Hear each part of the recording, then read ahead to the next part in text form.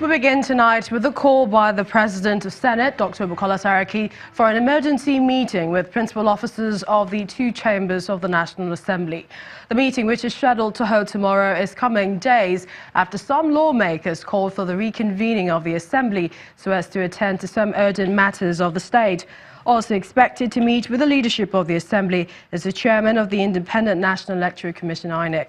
It will be the first meeting since the National Assembly went on recess 2 weeks ago, following heated political manoeuvrings straining the defections in Parliament.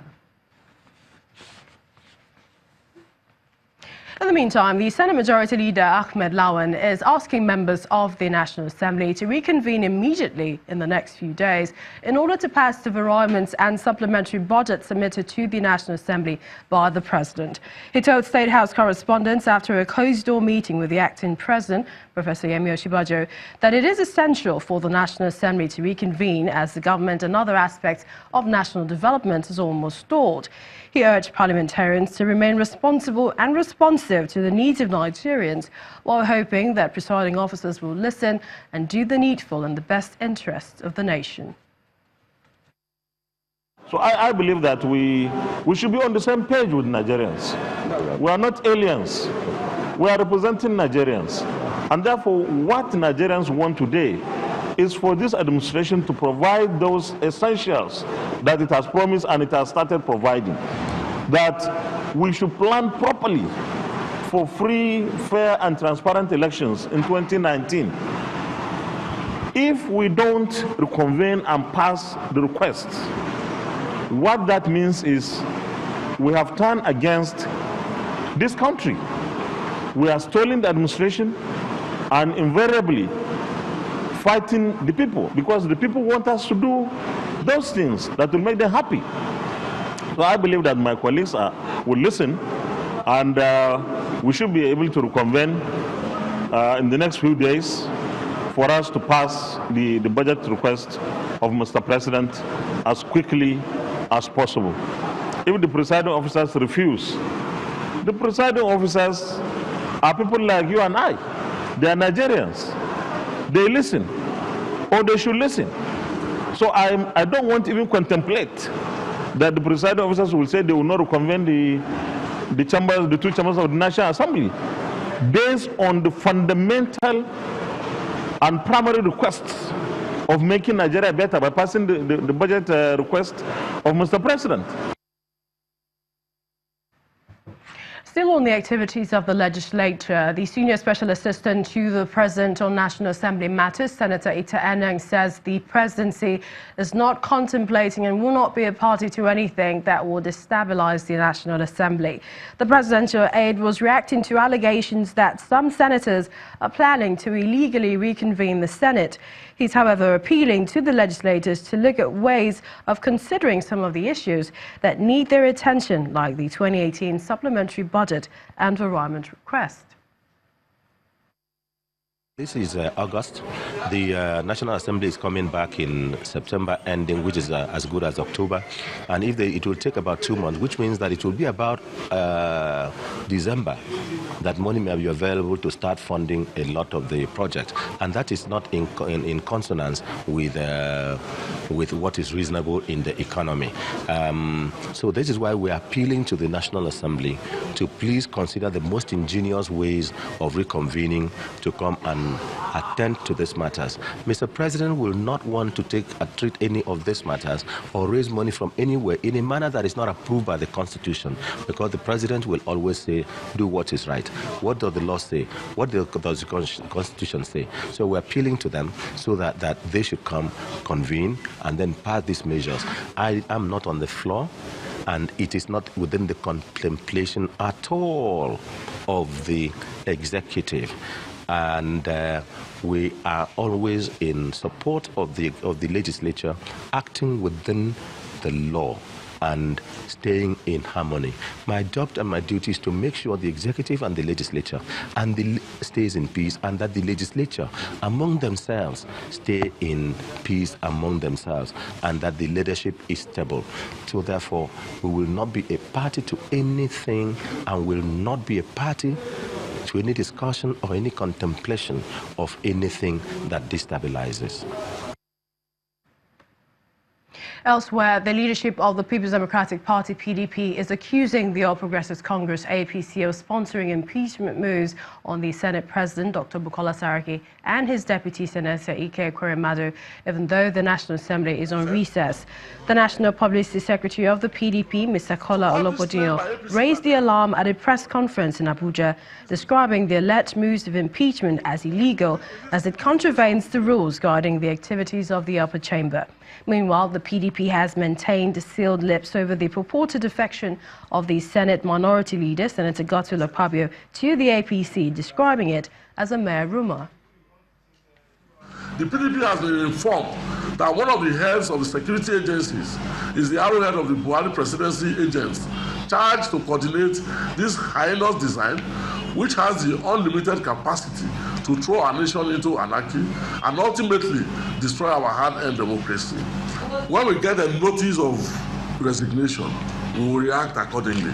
But as we speak now, if I'm responding, I will only be responding to the rumor mill of the All Progressives Congress, and I do not think that, with the seriousness of the issues confronting Nigerians today, for which the People's Democratic Party has taken up the responsibility of working on the side of the people, that we should subject our precious time to the rumor mill of APC. We won't do that. Well, staying with the season of defections in Nigeria's political circle and ahead of the 2019 general elections in Niger State, supporters of the All Progressives Congress blocked the Mina Suleja Road to receive the state governor, Abubakar Bello, who's denied any plans to leave the All Progressives Congress. In the meantime, the national coordinator of the Buhari Osibajo campaign 2019 announced his defection to the African Democratic Congress, ADC, as he is appointed the state chairman of the party in Adamawa State. Supporters of the All Progressives Congress occupied the Mina Suleja Road, waiting patiently to receive their governor, Abubakar Bello. Hours later, he arrives and the jubilant crowd welcomes him. His motorcade drives from Pago Town to Chantaga, expectedly causing heavy traffic. Governor Bello denies rumors of his plan to decamp from APC to the main opposition party.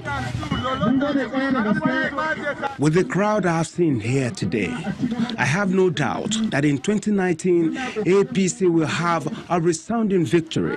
So we are grateful and we urge you all to remain patient with the government as we are doing our best possible. By God's grace, if you are re-elected, we shall complete all the projects we have started. Also, maybe you have heard the rumor that I plan to defect to PDP. It is a lie. In Rivers State, southeast Nigeria, APC supporters troop out in their large numbers to show solidarity to their party.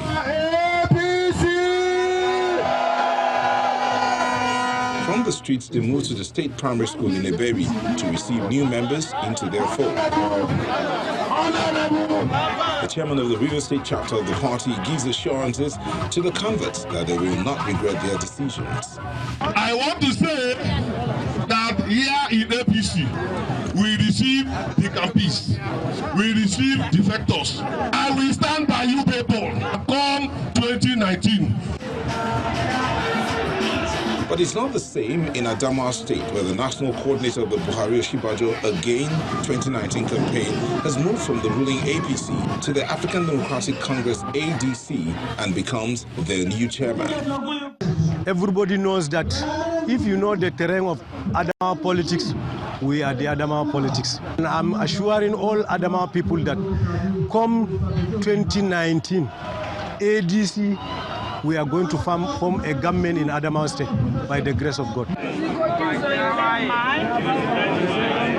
As the 2019 general elections draw closer, political activities are becoming more intense, especially with the wave of defections from one party to the other.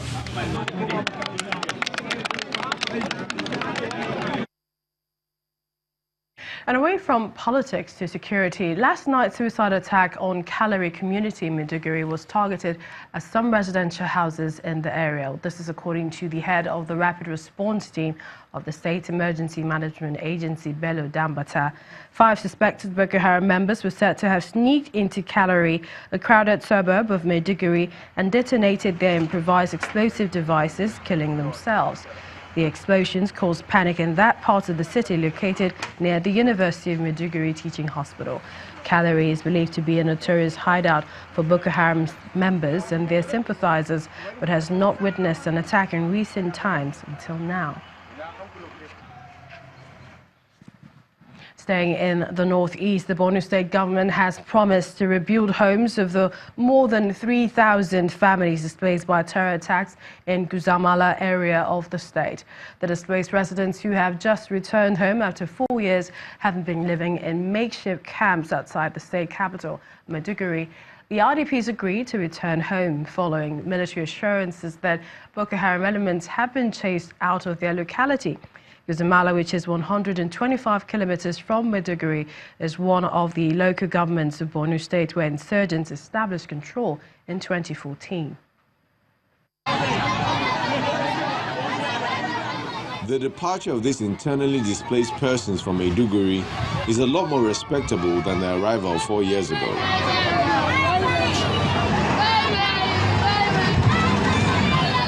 And from the crowd bidding them farewell, it can be said that they will be missed.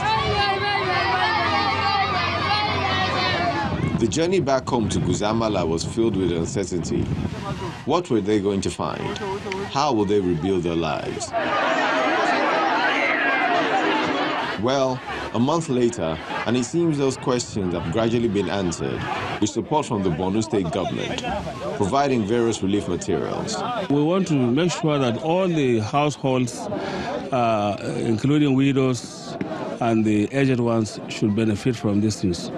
So the number here is around just over 2,000. But then, even if the quantity is not enough, we make sure that we provide to all of them. We have brought about 1,000 bundles of corrugated iron sheets. We are still making provisions for wood as well as for some cash so that we can come to Gudumbali headquarters with the local government as well as with the chairman of the transitional committee so that each and every household shall be benefited from the shelter kits. The lineup is a long one and will remain so until these people can cater for themselves. The recipients are thankful for the aid, but more grateful to be back where they belong. We'll all come together and help. Where do we go to? In future, unless we're going to the land of the dead, we're going nowhere. This is where we'll stay by God's grace. God will help us. The rebuilding process may be a long one, but time is not a factor for these returnees, who are determined to get their once derailed lives back on track. In part 2, after the break, trial of Senator Pt.1 for alleged money laundering to start afresh following elevation of trial judge. Please stay with us.